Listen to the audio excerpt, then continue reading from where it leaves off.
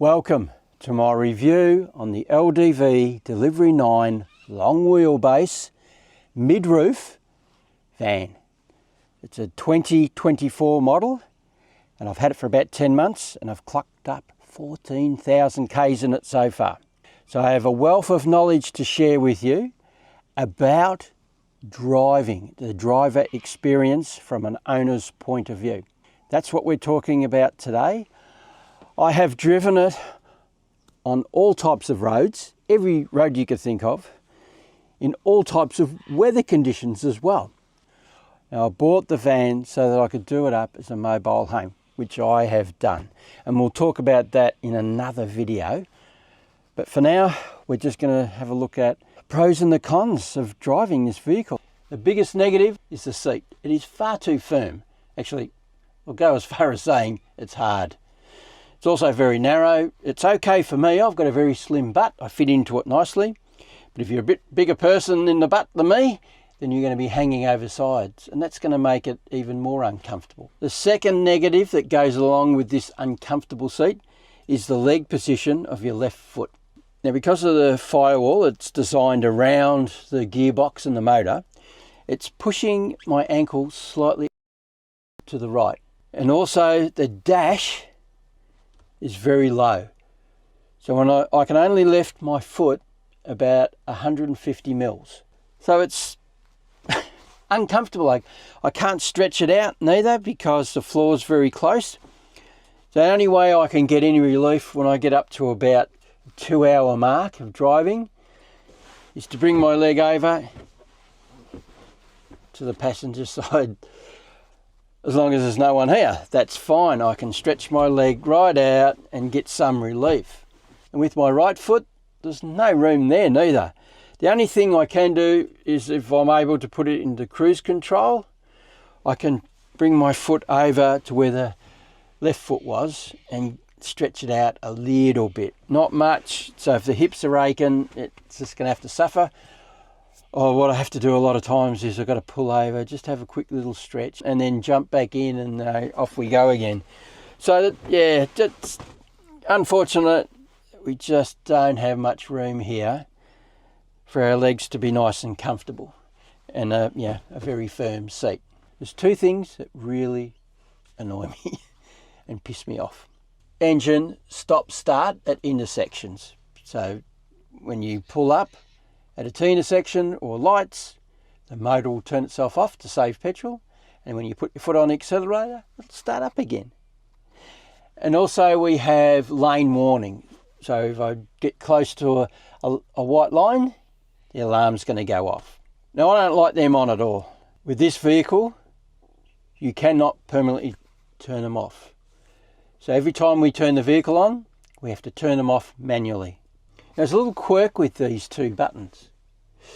When I turn the stop start button off, the red light comes on indicating that it's disabled. But it's the opposite with the lane warning button. That's on when it's on. And when I turn it off, there's no light. And that's like that the whole way through the dash with the other buttons that are there. Why? Why LDV? Why have you done that? Now here in Australia, we drive on the left-hand side of the road. So our steering wheel is on the right-hand side, which this vehicle has. But obviously they make these vehicles more for European market. So they've left the indicator stick for Europe market. So it's the opposite way than what we have in Australia. So it's hard to keep it in your head that we got to do it the opposite way around. So muscle memory comes into it. You're just drifting away somewhere in your mind, just driving along, and I'll hit the bloody wipers instead of the indicators to turn. So just another little annoyance, but yeah, just every now and then it catches me out. And we have a beautiful 12-inch monitor fitted into our dash. I absolutely love it, especially for navigating.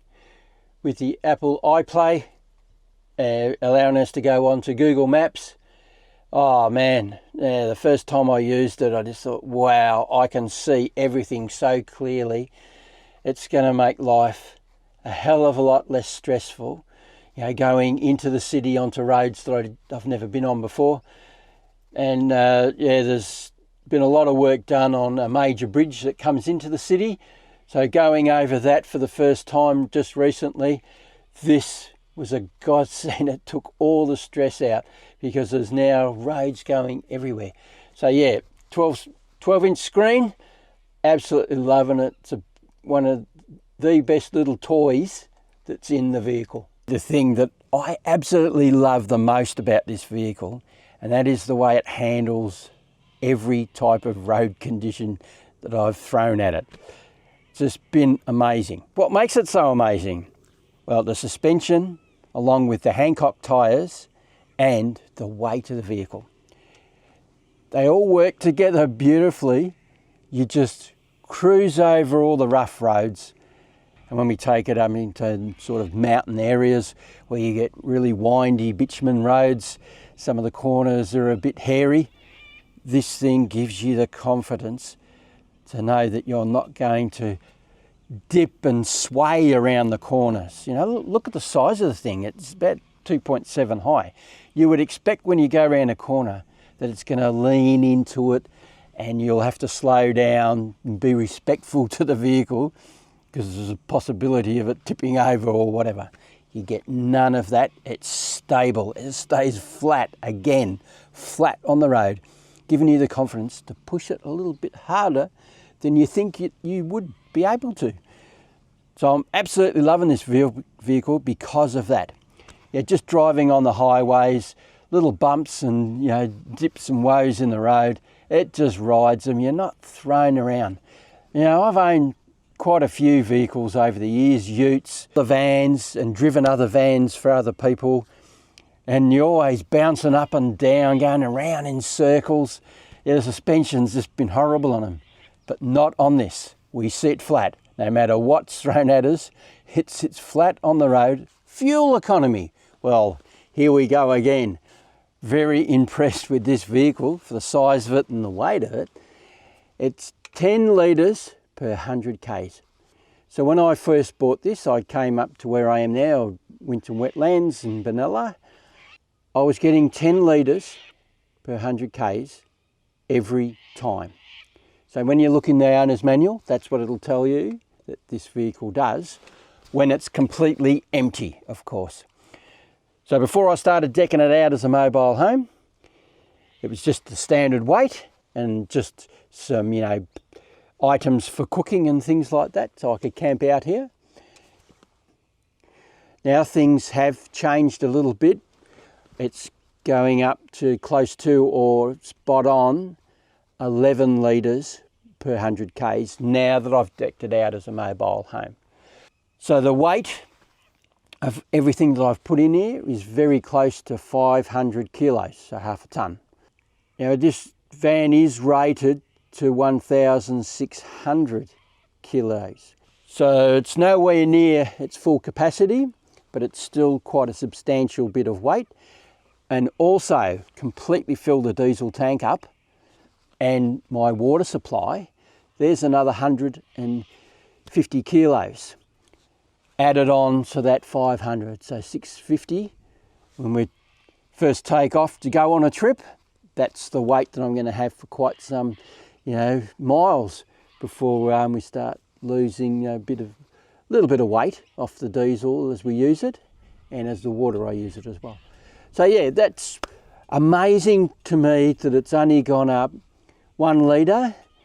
I'm really happy with that, especially when you put it against, an RV and other motorhomes that are up around 13 to 14 and even higher in some litres per 100 k's.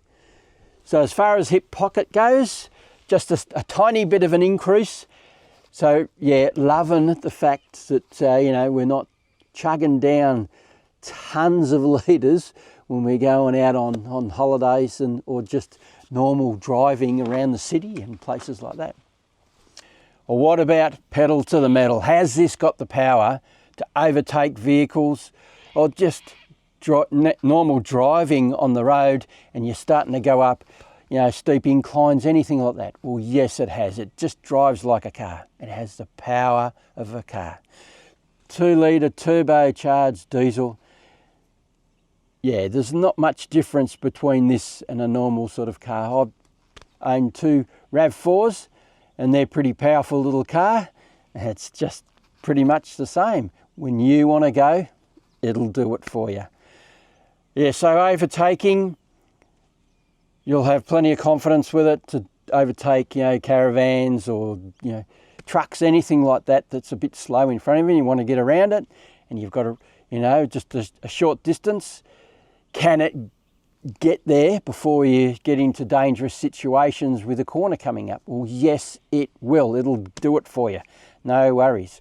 It'll go well over 120 kilometres an hour. Not that I've done that.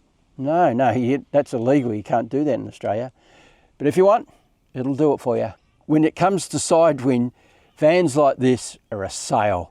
They just get pushed by the wind, knocked over onto the other side of the road, and you're working really hard to force it in the middle of your lane.